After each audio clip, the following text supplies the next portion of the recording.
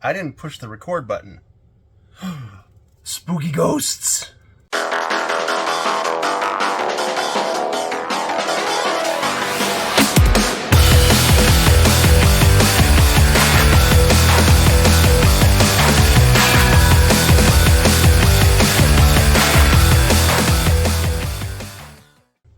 Alright, let's take a look at what I'm playing this week. So, some new things, some old things, and let's get into it. Let's talk about the old things first, and then we will talk about the new things. Resident Evil 4, still playing it. I have to be honest, I don't remember what chapter I'm in. I think I just beat the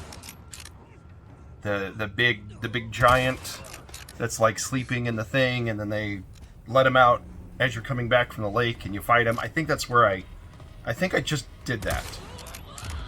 No, I just saved the president's daughter the first time. I came back to the church after that, saved her. Spoilers if you haven't played this game, but you know. Anyway, and I did the puzzle in the church, and I saved her, and I am now, I think I literally stopped at the beginning of the next chapter where you have to escape from the church. You boost her up a ladder, and then she sends the ladder down. I think that's literally where I stopped.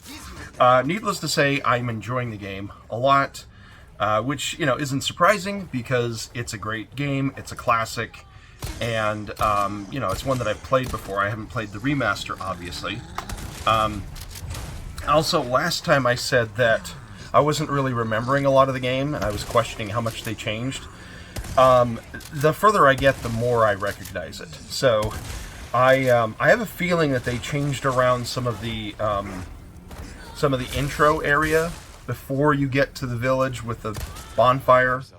I have a feeling that they changed some of that around, and then I also have a feeling that they changed some of it around when you are exploring some of the countryside. But now that I'm in this, now that I'm further along, it's all coming back to me. They did also change the fight with the giant. The little area, the little shacks are now, they have this big set piece of him destroying them that I don't remember there being a big animation of him destroying the shacks. Maybe I'm remembering wrong. Maybe it really was there, but it was really cinematic and kind of cool. But yeah, I am playing Resident Evil 4. I'm not done yet. I'm enjoying it. It's a lot of fun. I'm also still playing Loop Hero.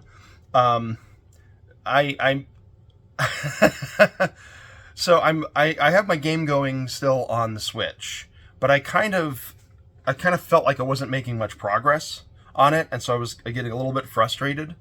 And then I noticed that Loop Hero is on Game Pass, so I installed it on my PC and started playing it there. I could have installed it on my Xbox One, but I installed it on the PC, and so I started over because I have to be honest, like that really early game in Loop Hero is really fun, and I wanted to play it again. But I do need to go back to the Switch, and I need to figure out what I need to do to progress, how to defeat the next boss. And I probably should look up and see if there's another boss after that, because I feel like I'm at the end. But anyway, Loop Hero, still playing it. It's a lot of fun. One last thing that is not new, but also not something that I've been playing consistently. Evil Dead, the game. This is a PlayStation 5 version.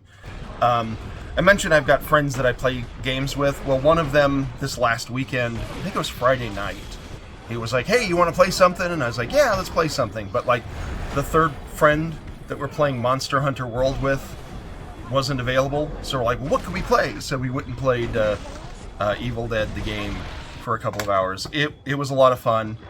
As an aside, just a tiny little aside, I recently got the original Evil Dead trilogy on Blu-ray. So the original one that came out in like 82, and then the remake Evil Dead 2, which is I think they call it a requel, because it retells the story, but with... Because they didn't have rights to the first one, it doesn't matter. Look it up. If you really care what the story is, go look it up.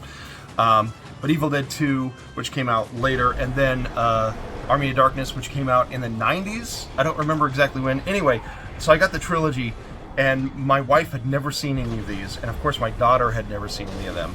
And my daughter is now, like, getting old enough where I feel comfortable showing her stuff like this that's a little bit scary, horror. I mean, it's hard to say that the Evil Dead franchise is really scary, but it's gory, and it's got a lot of cartoonish horror. Anyway, the point is I sat down my wife and my daughter, and we, for like 3 weeks, every Friday or every Saturday, I don't remember what night of the week, some night on the weekend we picked, we had movie night, family movie night, we watched the Evil Dead franchise, and it was a lot of fun. So I was exposing the next generation to the awesomeness that is Bruce Campbell and Evil Dead. Anyway, Evil Dead the game, playing with my friend. It's a lot of fun. I enjoy it. Alright, so what is... Oh, wait, there's one more that's not new. I'm still playing Renfield. I should probably move. Last time I put the Renfield thing here, and like my face, I did one of these. So I should be over here. But Renfield. Renfield is, I'm playing it on PC, it's also available on the Steam Deck. It is a Vampire Survivors clone, it is a roguelite game, and I am having a lot of fun. I will say that I feel as though the progression could be better. I feel like it doesn't do a great job of giving out the resources necessary to unlock things and progress, so I feel like there's a lot more grinding that I have to do in this than in other similar roguelite games. And that's like my only complaint, is that there's a little bit too much grinding. Other than that, I'm really enjoying it. It is a lot of fun. It's a little bit less mindless than something like Vampire Survivors, and admittedly Vampire Survivors is only as mindless as you make it. But in Vampire Survivors, it is very possible to come up with builds that are basically indestructible.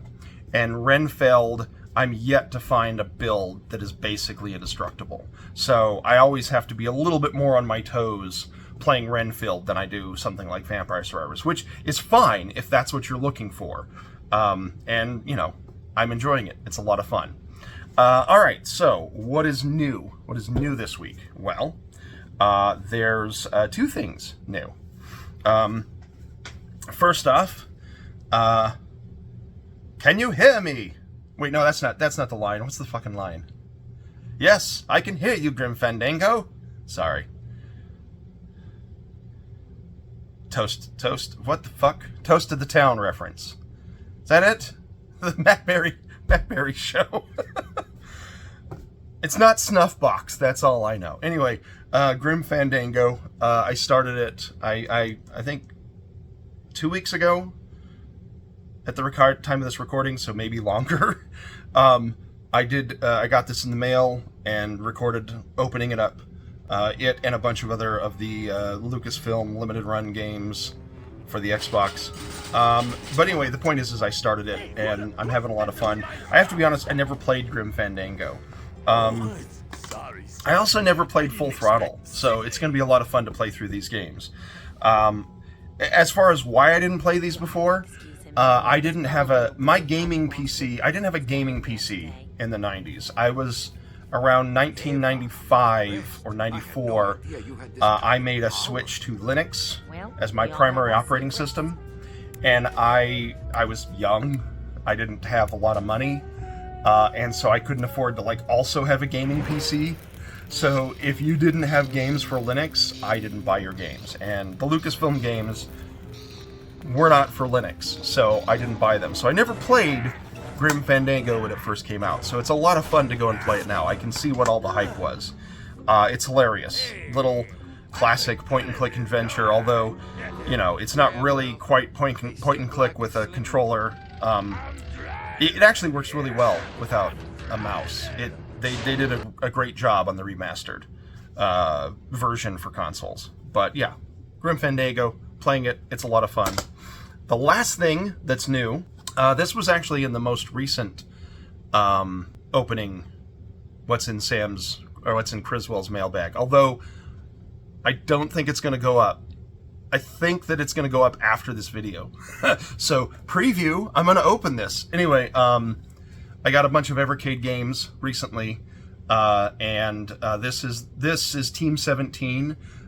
This is their Amiga collection. It's a collection of Amiga games put out by Team 17, which is a fairly legendary Amiga developer from back in the day. I've been playing this. The reason I've been playing this is I've been playing it for the Alien Breed games. It's got Alien Breed Special Edition, which is the remake of Alien Breed that came out in like 92. I think originally Alien Breed came out in 91. And then it also has Alien Breed Tower Assault and Alien Breed 2. And that's what I'm playing. I'm playing the Alien Breed games on the Evercade. So the Alien Breed games, it's a franchise that I've always really wanted to get more into. I have the recent ones on PC, and I have enjoyed them. I played them. They're a lot of fun. But the classic games, like specifically Alien Breed 1, I got it on PC, back in the, 91 or whenever the MS-DOS version came out, and it was garbage. Like, the MS-DOS version of this was hot garbage. And I did not have an Amiga. So it was something that I just always kind of wished that I could play the original source, because the Amiga version was so much better. And I never had an Amiga, so I was never able to play it. So I'm super excited to have this because now I am playing it. And I started it literally yesterday. I sat upstairs, my wife was reading books on the couch, and I sat up there with my Evercade next to her and played Alien Breed. I'm having a lot of fun. It's awesome. I hope I've got the stamina to go through all three of the Evercade games, or all three of the Alien Breed games on this cartridge, because I do want to play them all, but I don't know. I sometimes get, when I sit down and I'm like, oh, I'm going to play a trilogy, I sometimes get sick about halfway through and stop it. So maybe I won't in one sitting, but for now, I'm enjoying it. Team 17, Alien Breed, playing it on the Evercade. I think that's it. I don't think I have anything else.